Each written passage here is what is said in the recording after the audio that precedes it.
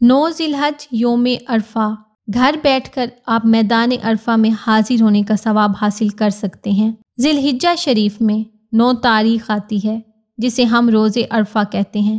یہ خاص حج کا دن ہے۔ جو انسان حج کر لیتا ہے وہ گناہوں سے ایسے پاک ہو جاتا ہے جیسے ماں کے پیٹ سے ابھی پیدا ہوا ہو۔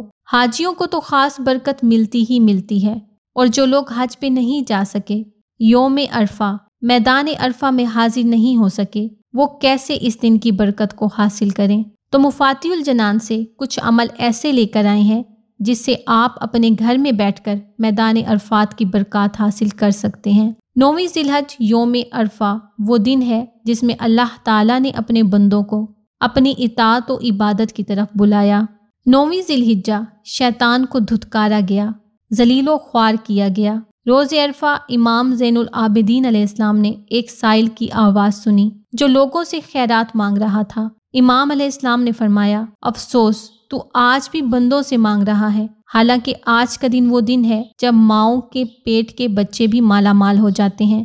آج کے دن بد نصیب بھی خوش نصیب بن جاتا ہے۔ آج کے دن اللہ کی رحمت برس رہی ہے، اور تو اللہ سے مانگنے کی بجائے آج بھی بندوں سے مانگ رہا ہے۔ لہٰذا اس دن کو عبادت میں گزاریں۔ آپ گھر بیٹھ کر میدان عرفات کی برکات حاصل کر سکتے ہیں۔ اس دن کے خاص اعمال یہ ہیں۔ پہلا عمل، اگر آپ روزہ رکھ سکتے ہیں تو روزہ رکھیں۔ دوسرا عمل، غسل کریں۔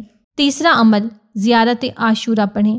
زیارت عاشورہ پڑھنے کا ثواب اتنا ہے جتنا کہ 1000 حج، 1000 عمرہ، 1000 جہاد سے بھی زیادہ۔ چوتھا عمل جس سے آپ عرفات کی برکات حاصل کر سکتے ہیں، نماز عصر کے بعد زیر آسمان 2 رکعت نماز قربتاً اللہ کی نیت سے پڑھیں۔ اپنے گناہوں کا اعتراف کریں، خدا کی بارگاہ میں معافی مانگیں اور دعائے عرفہ پڑھیں۔ یہ تمام اعمال کرنے کا ثواب اتنا ہے جتنا کہ میدان عرفات میں حاضر ہونے کا۔ اس کے بعد خدا کی بارگاہ میں دعا مانگیں۔ اللہ تعالیٰ کی خصوصی رحمتیں، برکتیں آپ پہ، آپ کے گھر والوں پہ نازل ہوں گی۔ اچھی بات پھیلانا صدقہ جاریہ ہے۔